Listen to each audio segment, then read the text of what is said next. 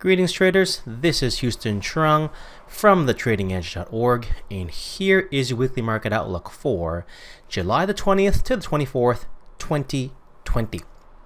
So I hope you had a good trading week, and this trading week is going to be all about earnings. There are a few things on the Econ Calendar worth watching for, but certainly the focus on Wall Street and for traders all over is going to be those corporate earnings. We saw what happened this past week with Netflix, and you could say that that stock was priced to perfection, and they did not meet those expectations. So going forward, they didn't have the same number of subs that they're expecting, and the markets punished them down roughly 8% on Friday. So we got a lot of companies reporting on the coming week, and it's all about those data points. You want to see now, where does how does reality match up with those expectations? So on the Econ Calendar, as I said, it's already kind of light. On Wednesday, though, we do have that existing home sales number at 10 a.m. That will be interesting to watch because the home builders have been really moving well. I was long a couple of home builders for a while there, and I took some profits on those, and they've been moving really, really well. Let's see if they continue. The oil sector looks like it's something's going to be it's setting up as well. So it's something to watch for on Wednesday after that oil number. It should be interesting to watch. Jobs claims once again on Thursday. That's always adding volatility to the markets each week. Everyone's watching. This week was actually a bit of a negative data point. Previously, I would say, going back for the past, at least 6 to 8 weeks, the numbers have actually been better than expected. This past week, we actually had a bump in jobless claims number that was above expectations. So curious to see there now what happens moving forward as some states, U.S. states, begin to lock down again. And on Friday, once again, get the PMI number and the new home sales number at 10 a.m. Again, home builders will be a good sector to watch. Earnings calendar. There's so many companies reporting this coming week. So really pay attention to that earnings calendar. All the big names are reporting. So you really want to be careful with what you're trading and what you're going to be carrying overnight. Make sure that you're staying within your risk limits if you're taking things overnight, especially if they're trading into earnings. So that being said, let's launch into the charts now, and we'll talk about the week that was and things to look out for the coming week. As always, when you're trading the earnings season, things can change on a dime. So trends can change very, very quickly. So you may have a really, really nice trend, for several weeks, several months, and if earnings either exceed or don't exceed those expectations, it can change things very quickly, and the markets have been punishing those companies that don't meet those expectations. So it's definitely worth considering when you're going into earnings season what you're holding overnight. So if you're not sitting on a position that is where you're sitting green, that is you're up a significant amount, you may want to consider trimming that position or cutting it off prior to going into earnings. Otherwise, unless you have some sort of insider knowledge, then that's pretty much just gambling. And nothing wrong with gambling, but then just make sure that you're position sized properly, right? So I would not be risking more than 1% of my total account balance on a trade if I had no statistical edge. So let's say you're trading $100,000 account as an example, and if you want to hold the stock into earnings, you literally have no edge. This is you just want to see what happens. I would not bet more than $1,000 in that trade, right? As a total position. So that means if you're trying to get into some stocks like trading over $1,000, you probably only buy one share, right? So that's how you're going to position size it. So just a bit of a preface there. Let's get into the charts now and talk about the week that was and what to look for this coming week.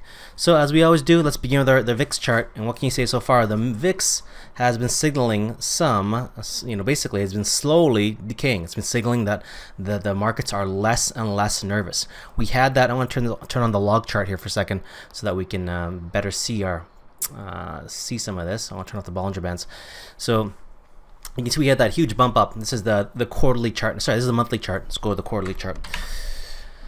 We had that big bump in Q1, and we've been steadily pulling back now. As I've talked about from numerous videos, the expectation, because it's the historical precedent, is that we eventually decay and get back to those all-time lows again.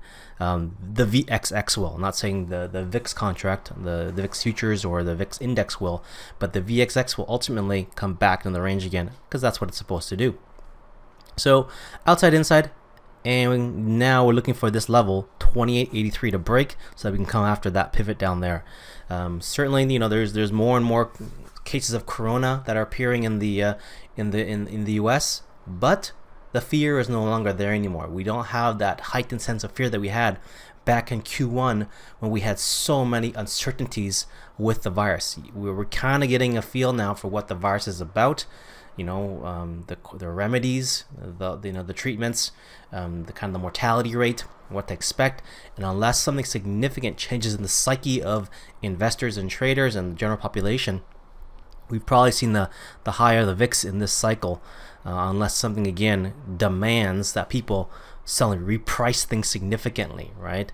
But right now it appears we're slowly decaying. This VIX is decaying and coming back to the range again.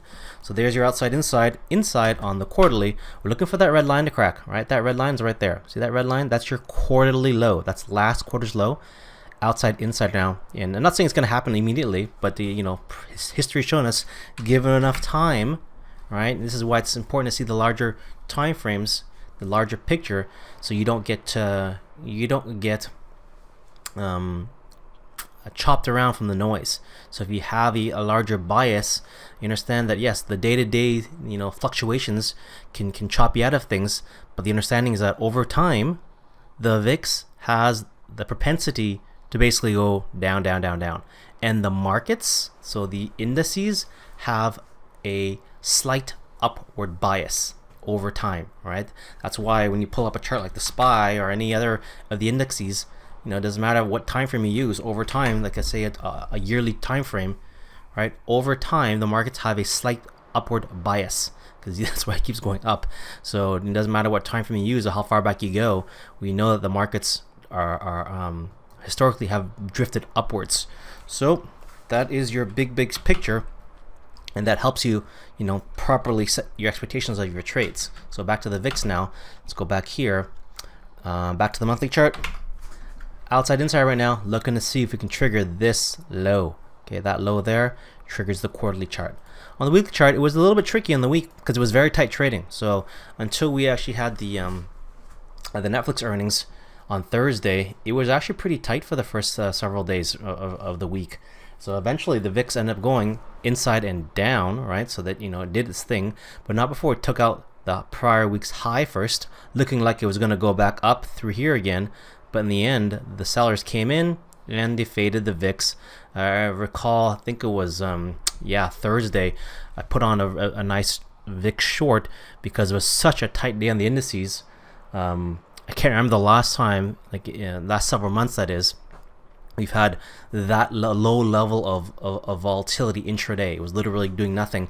I had to make sure that my computer was on and my quote feed was working because the markets were barely moving.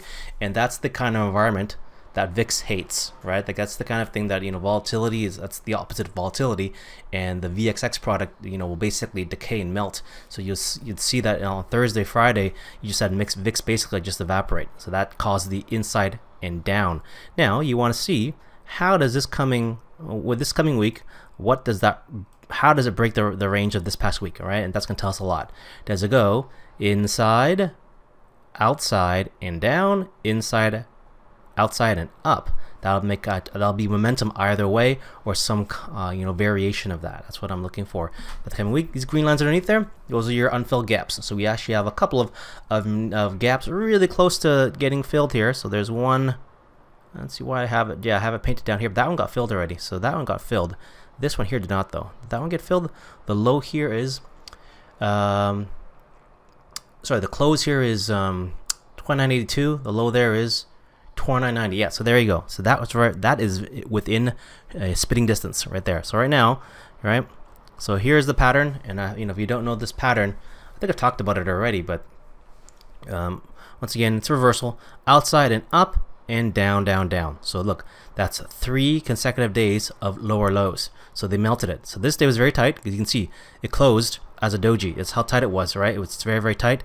And then Thursday, Friday, melting, right? So down minus 1.5% on Thursday. So started melting, started up here, right? So melted through the entire range. And then on Friday, they accelerated that melt down 3.6%. So here, outside and up, that's you know, there are guys who are getting aggressive, trying to break that range and go up. They fade it as soon as it breaks below there, right? You're back below the weekly open, and look, that purple line is your monthly. Sorry, that's your week. So that's your weekly open here. That's your purple line. This level here, that blue line, is your monthly and quarterly open. So they tapped it. They broke above it, they could not hold above it, broke back below it, and then they retagged the weekly open, and they broke below the weekly open. So right now, VIX trading back, full time frame alignment to the downside. So the bias to the downside of the VIX, expect more melting of the VIX as we get to these levels. So that's what you're looking for in the VIX. On the 2-day chart, there's momentum on there, right? So it's accelerating to the downside, outside bar and down. See, outside bar down, momentum. So Momo down, two consecutive 2-day bars to the downside.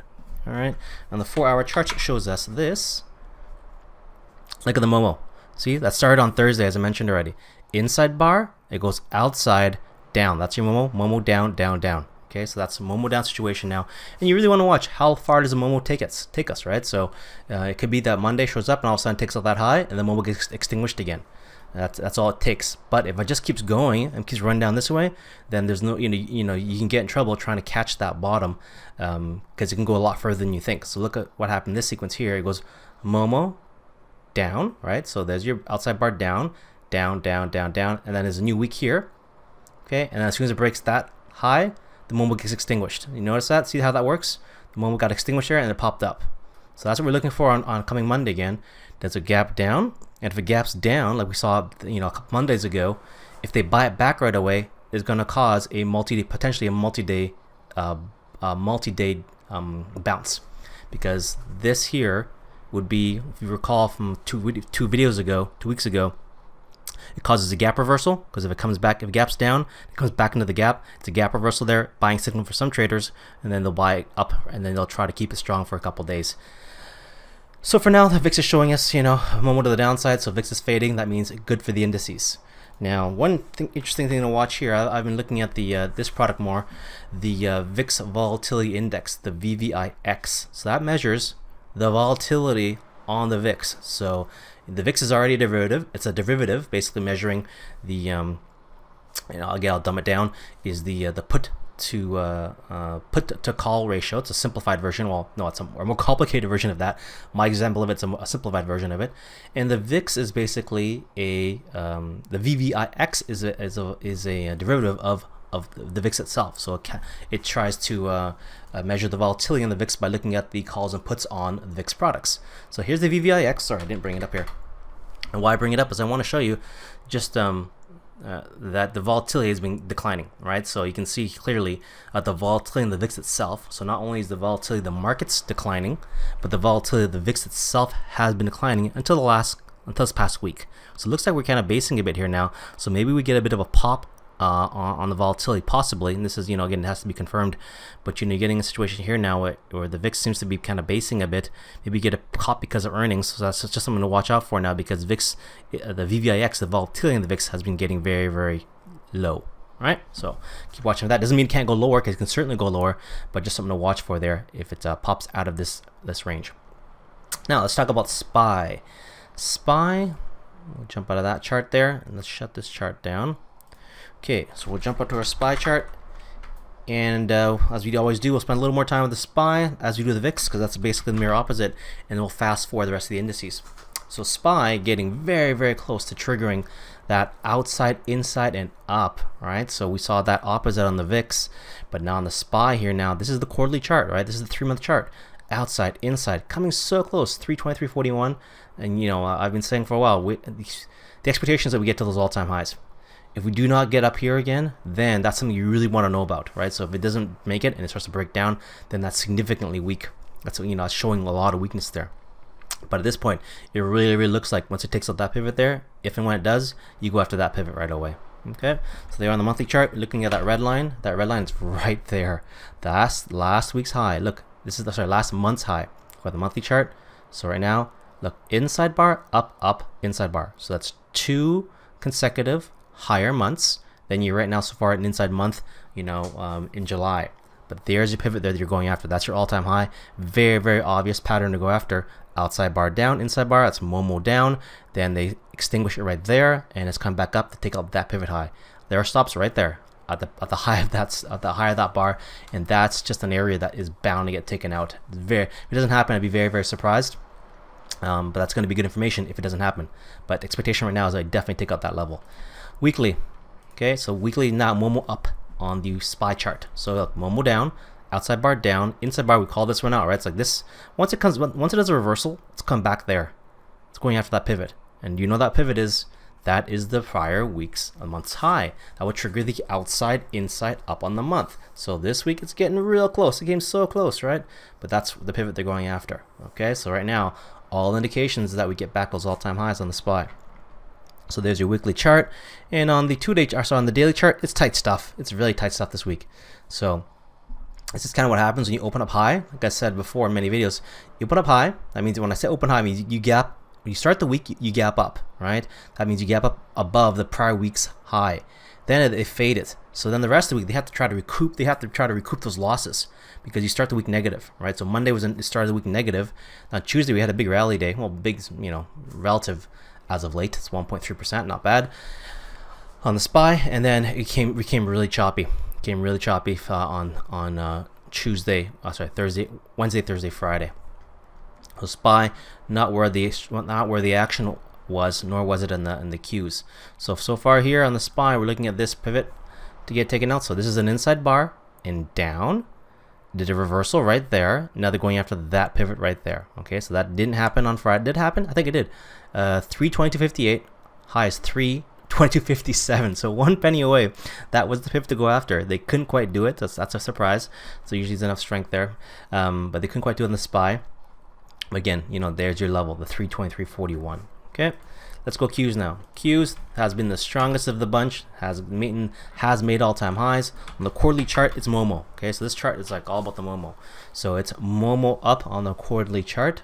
Okay, so there you go. It's just going blasting into highs.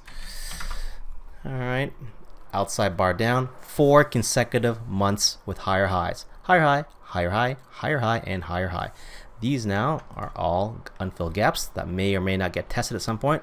I'm going to delete these. These are actually old ones that got blasted through already. And here we go. Go to the weekly chart now. The weekly, there. So it's a little tricky on the Qs because they did create an outside bar on the Qs. So one outside bar up, start the week, and and they broke it down, right? So they went down through the prior week's range. Then they bought it back again in the latter half of the week. So creates the outside bar. And again, I've just said in many, many videos, that's an outside bar, that one there. Anything with a red diamond is an outside bar. Outside bars by themselves are not bullish nor bearish, right? You need to see the next bar because, you could have said many times now that these outside bars are bearish, but you've not seen it play out that way. So there's an outside bar. One of these days, it actually might turn out bearish. And then those folks who say, yeah, outside bars are bearish, they might actually be right. But for now, there's no indication that it's a bearish yet because we have lots of time frame alignment still working for us. We're still trading above the weekly and monthly open way down here, okay? Because the dip buyers have been in full effect. They keep buying dips. I think I skipped it on the SPYs, but go back to the SPY for a second.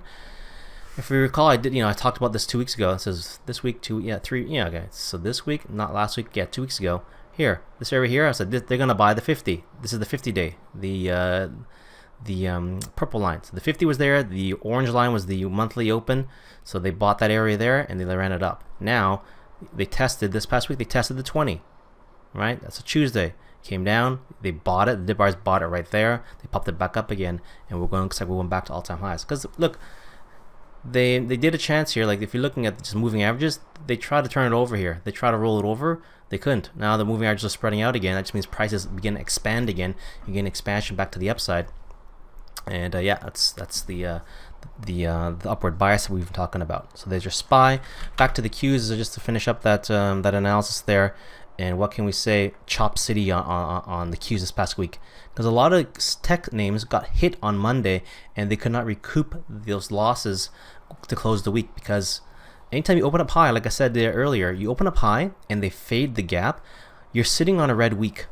by definition, right? Because you're trading below the weekly open. So a lot of folks are now, a little bit bearish because you have a red week, and it's a possibility that that can continue. So that's what stayed up with the Qs for the rest of the week. Is that you have that red week, and you cannot break above the weekly open. So it kept the week red. Okay, so there's your outside down, up.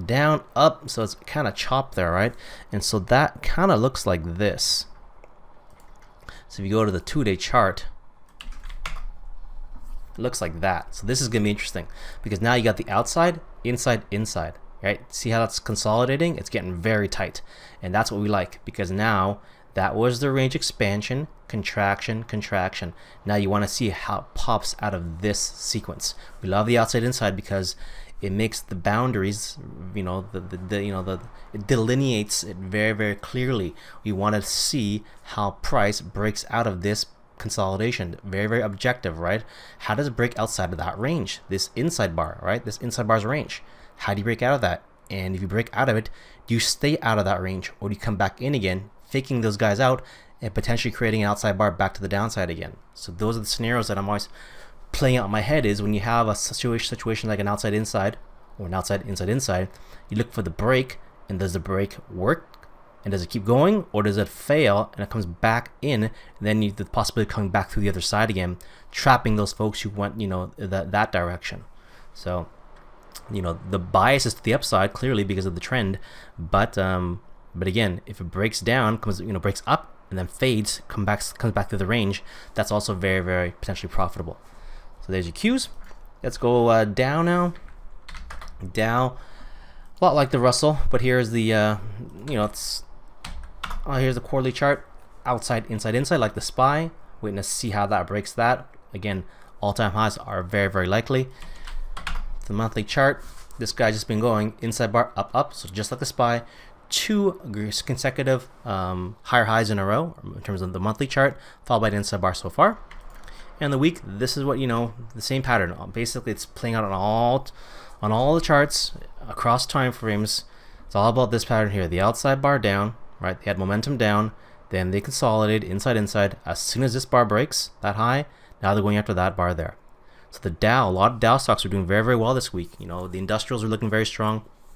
We had a lot of cyclical names that were looking very strong because of this, right? Because the Dow is signaling that it's come back up here and going up to take out that pivot high there. So this week, good time for a lot of Dow names. So there's your Dow chart. It hasn't done it yet, but it's going after that pivot high there. That pivot high, all right, just to make it very, very clear, 276.38. It's going after that pivot high. That pivot high is what? Yes, it's the quarterly, all right? Look on the quarterly chart, that red line, 276.38. If we take out that pivot high, it's going to trigger the outside-inside pattern on the quarterly chart to the upside, okay? So that will trigger that, then you expect that pivot to get taken out. So that's the domino effect that we're looking for the Dow and for the rest of the indices. The Russell, not much different. So in the Russell, look, exactly the same situation. Quarterly chart, outside, inside, and inside. Monthly chart, okay, same thing. Inside, double months, 2 months in a row that went up, and then inside bar so far this month. And here on the week, we've talked about it again and again. It's just been a slow market the past a few weeks. But we know, we know the likely pivot is that pivot there. That pivot there, just like the Dow, that is your prior quarterly high. We break through that, and then we trigger that outside inside to the upside on the quarterly chart. Okay, so Russell right now, that's the bias going after that pivot. If somehow you break below this week's low, then that gets, that changes the story a bit. But until then, right, look, we've not made any lower lows. Yes, the sellers have been in control during some points of the week and during some days, but at the end of the day, like, you have not broken below a low yet, right? There's been no lower lows since the week of the 15th of June, right? So it's been a month we've not had a lower low. So there you go. Keep watching for that. Let's go TSX. TSX, surprisingly, one step ahead. What do I mean by that? Well, on the quarterly chart, it did it. This is what it's supposed to look like. This is what it will look like when it breaks. Like that. See this? There's your level. Outside, inside, and a break to the upside. Okay, so that took it out, and it's going after that pivot there now. All-time highs, TSX. That means, for the Canadian stocks, that means oil's firming up. That means, the Canadian markets are heavily weighted with oil stocks. So this, probably has been showing us that the oil stocks have been doing okay. So on the monthly chart, like so, inside bar up now, right? So this is a bit of ahead of the American indices, because the American indices have been inside bar up inside. The TSX is inside up now. 3 consecutive months of higher highs, and there's your weekly chart. See, just like I've been saying with the Dow and the Russell, that pivot right there, that quarterly high, outside bar down, inside up. This week takes out that high, triggers the quarterly chart. All right, so we know that pivot there is likely to get taken out on the American side. So there's your TSX now. Can it get to those all-time highs? And the question is it going to be a smooth move or not? That you cannot predict. That's very variable based upon many factors, including the earnings season, obviously. But you can never know exactly how it's going to play out, how choppy it's going to be, or just how aggressive it's going to be. If they force shorts to cover, maybe shorts have to come in and rush out and cover. And that causes causes more buying and an increase in the rate of change. So there's your TSX. Anything else I want to show over there? Just this situation here is kind of a giveaway when this happens. You got the inside bar. This is last week. Inside bar down, right? So the inside bar I mentioned last week. It started here. Inside bar down. All right. As soon as that level took out, broke, then they go after that pivot. This bar took out that pivot, and now takes out that quarterly high right there. It starts off this move right there, though. Technically, actually starts off the prior week right here. Inside bar down and keeps going, but that move here would be a nice entry if that's something you trade. Let's talk about emerging markets, because the emerging markets 2 weeks ago was showing good strength, but it had to take a bit of a break because China had some soft numbers in terms of their growth, but the charts themselves looking pretty strong, just taking a bit of a break. So again, you don't know exactly how fast things are going to play out, but right now, if you look at the quarterly chart, guess what? Yes, remember we talked about this 2 weeks ago? It did the outside, inside, and up. It already did that. So it's happening on the quarterly chart. The monthly, we're not trading at the monthly highs anymore, but still, you got 1, 2, 3 consecutive months of higher highs going after that pivot right there. Right? So that's the pivot they're going after. Weekly, a bit of a red week, got a little choppy, ran out of Momo. Right? So this is an example of Momo running out. Outside bar, up. Issue here is that you outside bar up right until it's Bollinger Bands. When you hit that, you need to either keep going and start doing the Bollinger Band walk, or you face a pullback. So that's what happened here. It did a bit of a pullback this week. Now you got to wait and see, can it reestablish strength again by taking out the prior week's high? Because this is technically a reversal. You broke below the prior week's low, extinguish that momentum. It's not bearish though, because in the end you're still trading above the quarterly monthly open. So someone's looking at a monthly chart like this and saying, I like this monthly chart. It's green. It's actually a pretty big green bar. I might try to buy a pullback here, right? Now, if it was trading down here, that's a different story. But if you're trading here, there's going to be guys looking in the sequence saying, yeah, I bet if it goes down to here, I might even buy it down here, all right? Especially if it comes back down here to 41.31, because that's a retest of the breakout. The 41.31 is there, right? So right there. Maybe it goes back there and people try to buy that retest. Okay, so that's your EEM on the 2-day chart. Just want to show that it is Momo down now, though. Is that Momo down? No, that's not Momo down on the 2-day. So no, apologies for mentioning that. That's not true. We have an inside bar. So it's tight stuff. It's not, it was a tight week. Wasn't even a lot of selling. It was a red week though, but it was definitely not panic selling by any means. So this week consisted mostly of 2 days of lower lows, and then an inside, 2 bars of lower lows, and then 1 bar of an inside variation. Okay, so there's your EM. Bonds. TLT, what are we looking at there? Strength. So TLT slowly making its way back up again. Here, still trading inside bar sequence. Inside bar on the quarterly chart. So not gangbusters by any means, but it's holding its trend, right? So they try to fade it here. They try to go outside, inside bar down, but they bought that support line from this broadening formation. And now we have a month that is now a higher high. So coming up here now, did take out that pivot. This one here, I'd be expecting it. 168.49. 168.21, not quite yet, so that's not taken out yet. On the weekly, you can see that it was tight, because now This is interesting. You got the inside, the outside, and back to the inside, right? So this is even more interesting than just a standard outside-inside, because here you have an extra inside bar before it, right? So prefacing it. So now, anyone who's expecting volatility here got nothing this week. So now we expect range expansion once again if we can break these ranges. So contraction, expansion, contraction. What's the next one? Likely expansion again if you can break out, if it continues to play out in that manner. So that will be an interesting move to see how that plays out. Right now the bias is up because you got that weekly, monthly open right there. So that's what you're looking at. Just to show you how tight it was, look, that's how tight it was. This is a 2-day chart. Inside, inside, inside. Okay, so that's like close to 6 days. So it is 6 days of consolidation. Okay, so very, very tight stuff on TLT. Not moving a lot. So you really want to be seeing how it breaks that range. Okay, TLT. So same thing for gold. Did gold consolidate or did it move? Well, gold's actually moving. So Friday had a pretty good day for gold. And it's still going with that higher time frame trend. As I've been saying for many videos, gold is in a big bull market. Yeah, let me turn off this log scale. We don't need that anymore. There we go. Because it's Momo up on the quarterly chart, right? So Momo up, inside, up, up, up. We've had, close to like 1, 2, 3. That's 3 consecutive quarters of higher highs. Okay, so on the monthly chart, looks like so. Momo up. So there's your Momo up on the monthly chart.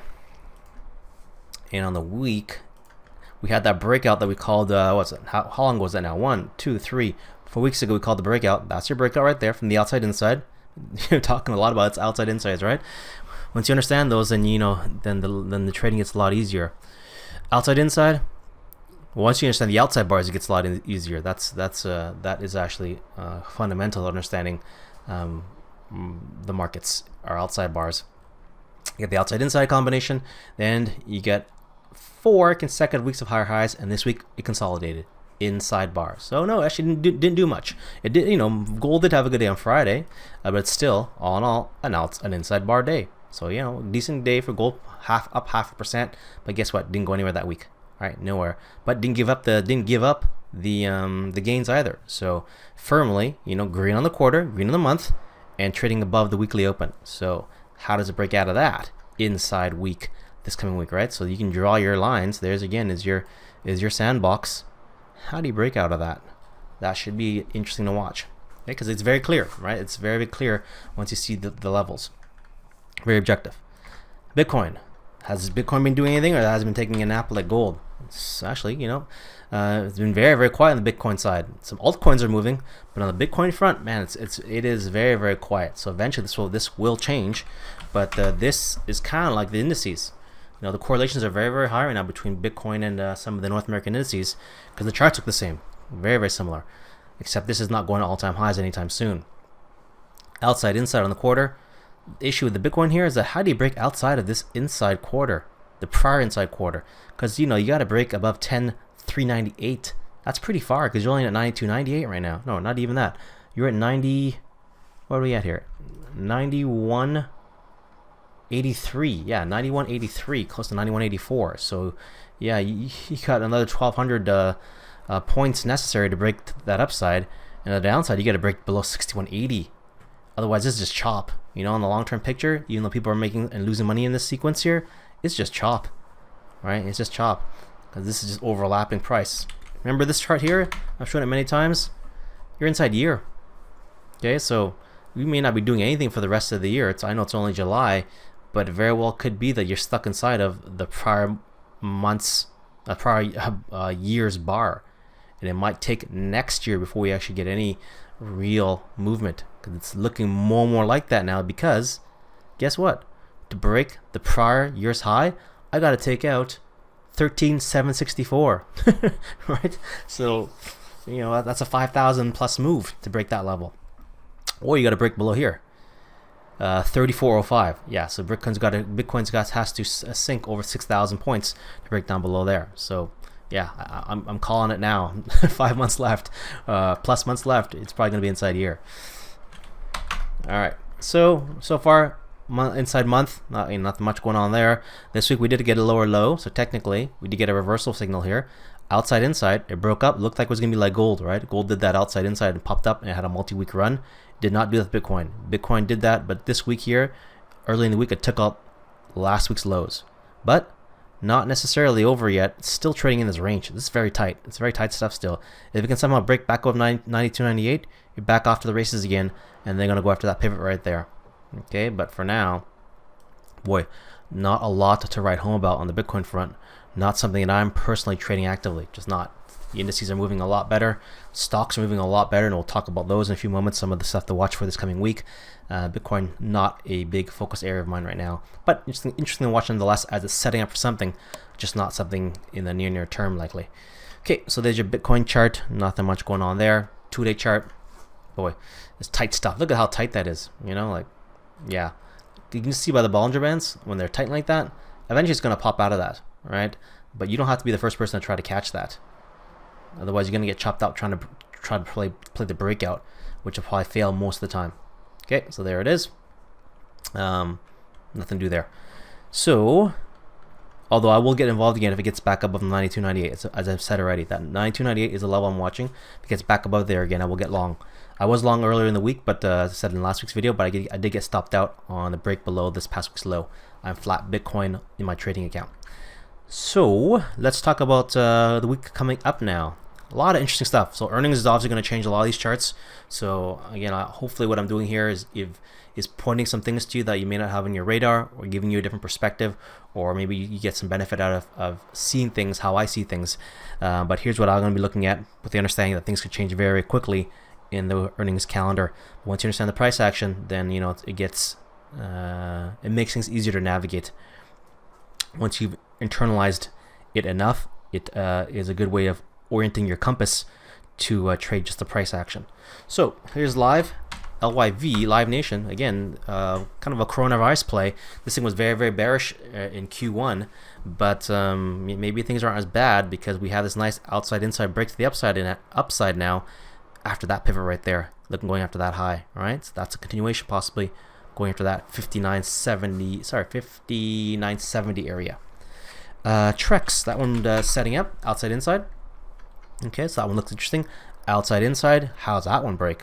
Earnings on the 3rd of August, so you got some time here to see how that one breaks. Caesar's Palace. So again, coronavirus has been, had a tough Q1, but it's come back quite a bit, right? Look at that. Now, outside bar and up. That's a Momo up situation there. Okay, trading above the quarterly monthly open. So if you can break above this past week's high and not break below this past week's low, you got a potentially Momo up continuation scenario where it keeps going up. Because interestingly enough, on the monthly chart, it looks like so. All right, so look at that move. It's a lot like the indices, right? Outside bar, inside bar, 2 consecutive inside months. Higher highs on the monthly chart. No inside. It's a lot like the indices. Ultimately, that's the pivot we're going after. Okay, the high there. So Caesar's setting up like the indices.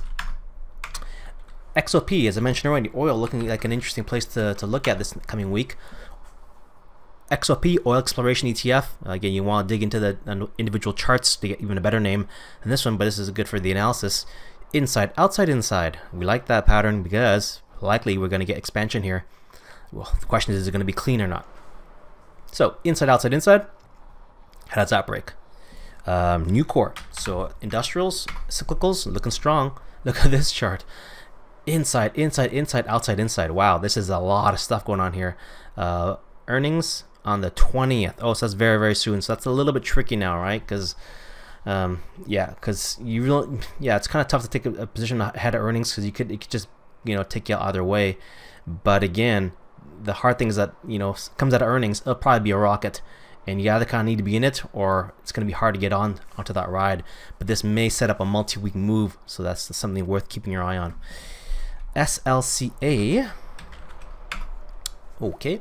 SLCA, yes, outside bar down, so looking for this high to get taken out. That's a bullish scenario, back to the upside again. Earnings on the 27th. Also see the monthly chart on that guy.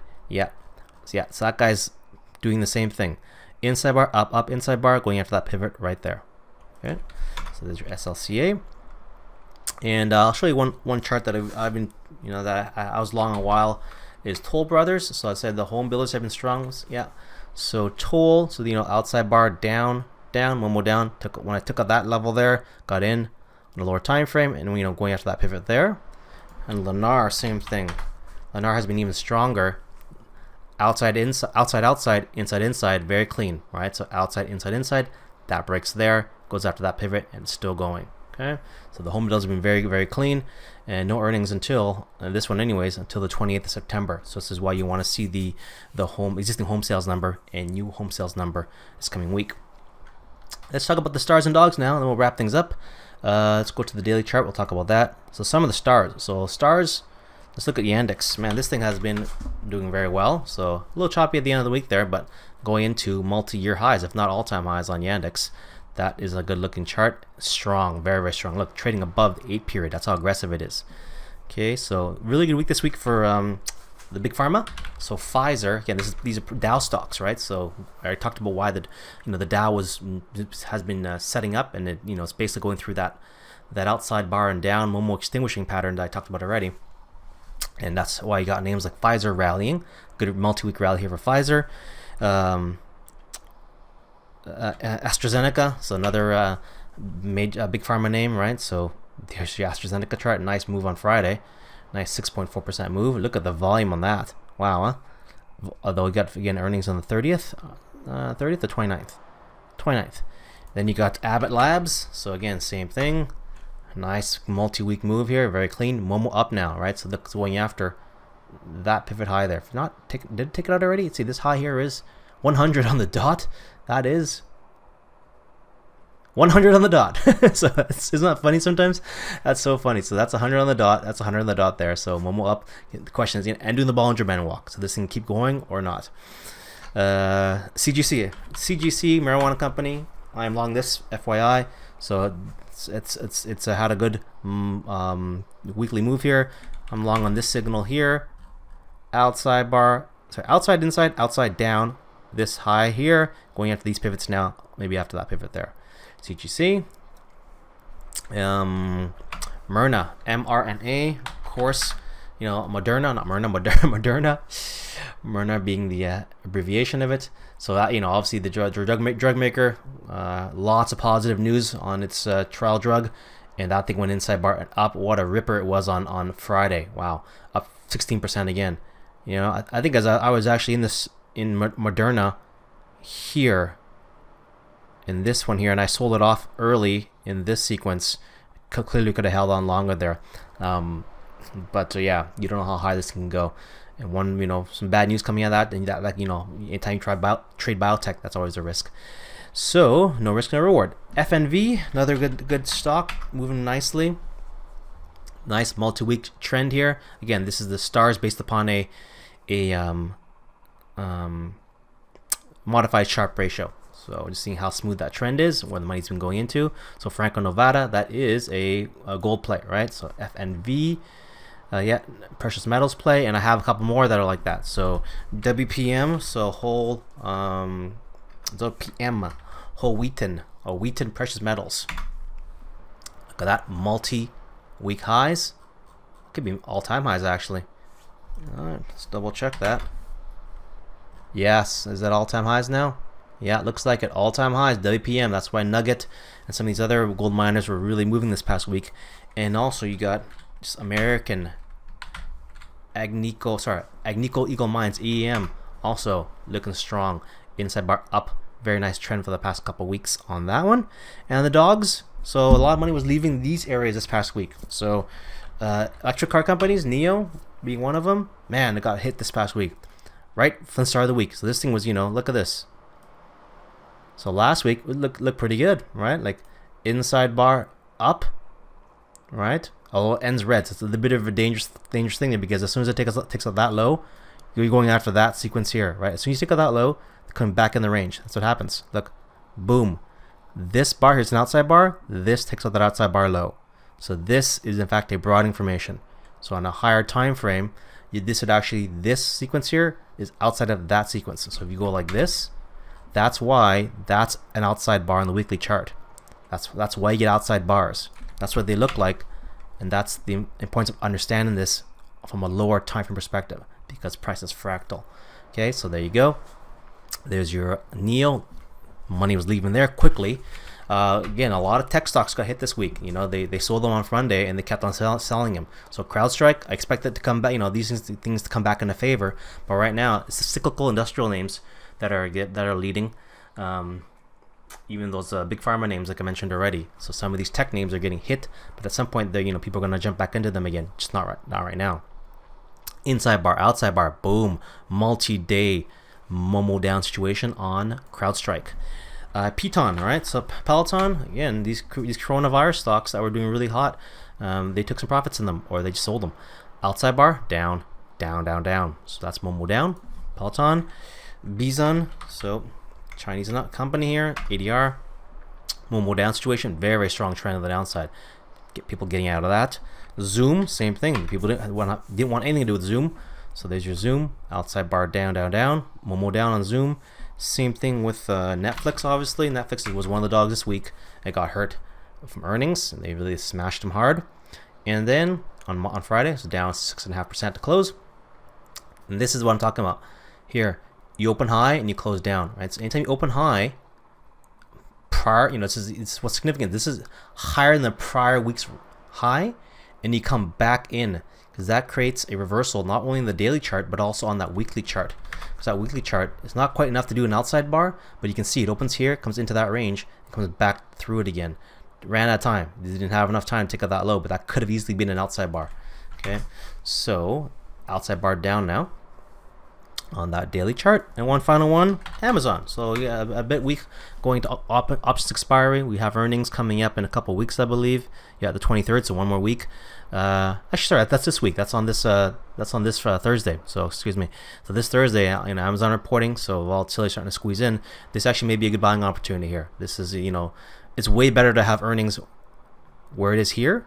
Like if you're bullish, that is, than having earnings when your stock's up there, right? Because here you're blasting into highs. Things look like it's priced. It could be priced in already. But here, they pull it back. This could end up being actually good for Amazon in the longer run. Okay, something to watch out for.